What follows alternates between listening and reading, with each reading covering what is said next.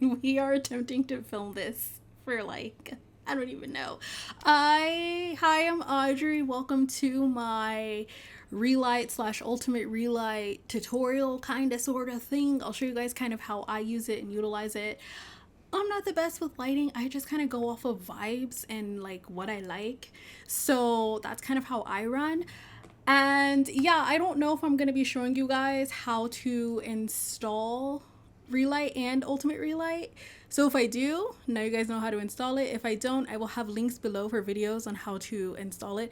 I'm filming this before because I'm already in game and you can't open up Gshade when you're in game. So here we are. Okay, so relight, ultimate relight, it's just a lighting mod like add-on to Gshade. So you'll have your shader, and then you know how you have like all of these effects and everything like that, like a DOF, cinematic DOF, I don't know how to say these words, but like, bloom, lens flare, which doesn't really work all the time. But so it's essentially that. So I like to just type in relight, but you can do shortcuts for things. So in Gshade, for a shortcut, just right click on the thing and then click in the little box and then hit a button, and then that'll be its shortcut. I did F4, but I don't use it. I just type it in. You can also right here the search, just type in relight, and then there you go. So Glint and ultimate relight. Also, ultimate relight will only work if you're playing on DX11. It will not work on DX9. I learned that the hard way. I figured it out. So you have to be upgraded to the DX11 version of The Sims, and make sure your Gshade is also upgraded to the DX11 version, which is a really easy thing to do. Anyways, so for relight, it's a very simple little thing. I actually really like this, so we're going to keep it right here. But as you can see, this little orb here, that's kind of your light source. So I have multiple orbs. I have three. So we have this one, the purple one is one, and then I have another one in the corner, which is two, and then I have another one which I have off, but that one would be so this one that I just turned on would be three. And in order to get multiple light sources, where it says amount of lights, you'll just enter a number in here and then it'll produce a little spot for it.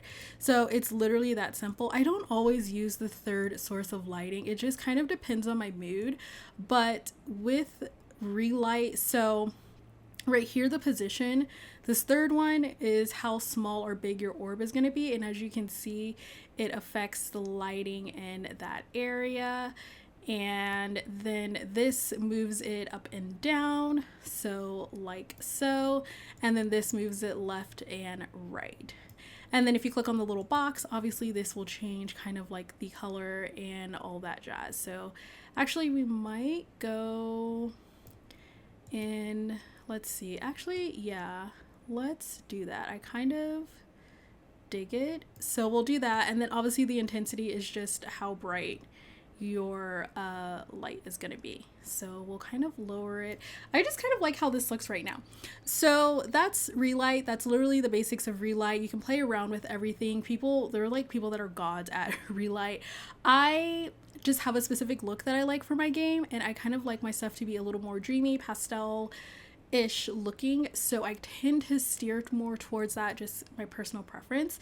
Now for the immersive relight, the ultimate relight, it has the same premise where you can change the number of lights. I only have two activated, and they are also spheres, but for some reason I can't see the spheres, so I don't know. I don't know. I can't see the spheres, so this is how I work with it. So I turn the intensity all the way up, and now I know where the light source is. And then from there, I will turn the intensity down if it's somewhere that I like, or I can move it. So where it says sphere position X, Y, and Z, you can move it from there. I haven't found a way that works. It's just literally just kind of moving it and getting it to land where you want. I'm sure there's an easier way, but this is just how I do it. And then it does the same thing where, oh, see, look, you can kind of see a faint orb right here next to Mintrel's head. But same thing, the middle moves it up and down, and then the first one moves it left and right. So we'll just kind of figure out this right here. I think I'll move it just a bit, like here. And then where it says tint temp, that's kind of where the coloring comes into play. So that's kind of, that's the color. And so temp is going to be like if you want it more cool or warm tone, versus temperature or tint will be like the color that you want it to be. So I think we'll go with that, and then we'll kind of tone it down, and then I'm going to turn the intensity down on this. And then for the next light, I'm just going to do the same thing where I'm going to turn the intensity all the way up. And as you can see, it's right here. So I kind of like where it's at, but it just takes some finagling, honestly. Okay. Don't embarrass me in front of while I'm filming. There we go. Okay, so there's that, and then I might just move it.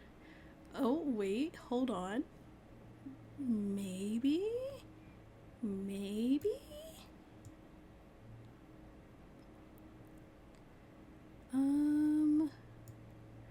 Actually, I don't like how, well, yeah, okay. The highlight of their face looks really nice.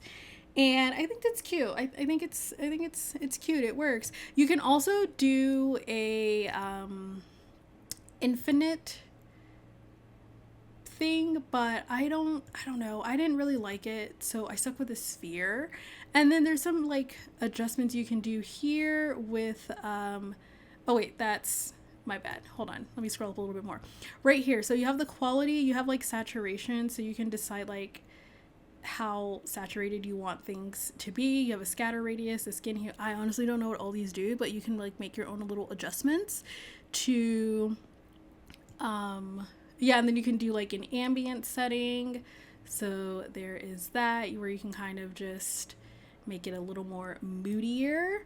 And shadow tracing, I have no idea what that is, y'all. I'm not gonna lie. Recursive path, I don't know what these are. I just kind of click on things and hope for the best, but I just kind of went with that. And then object thickness is, yeah, it's just how thick you like want your light source to be, pretty much. I don't know where I had it, but we'll put it right here. So yeah, and then I don't know, just play with these, you know.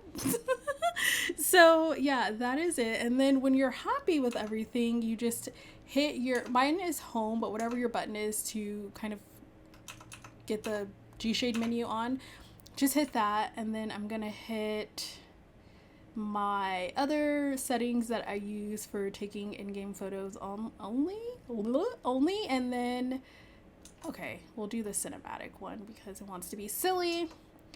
And then just take your in-game photos, and then there you go. Like that's quite literally how it works. It's that simple. And then, you know, you can zoom in and make adjustments as you do that. Obviously with the ultimate relight, you'll have to make adjustments, and then it kind of, it like you can see like little spots, you know, but when you see the photo, you don't see the scattering.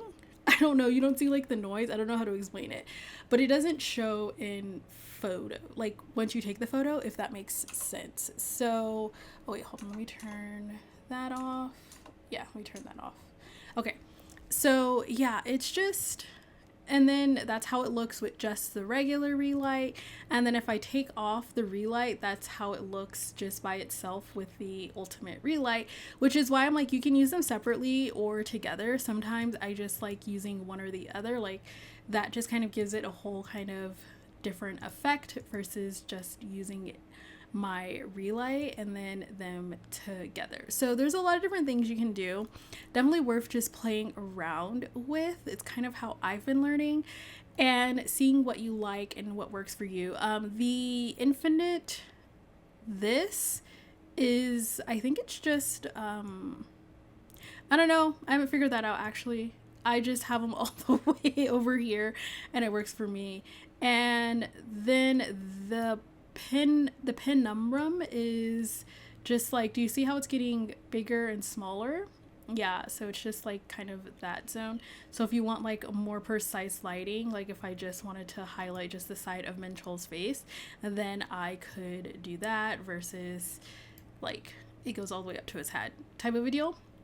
Yeah, so that's how you use it. I hope it was helpful.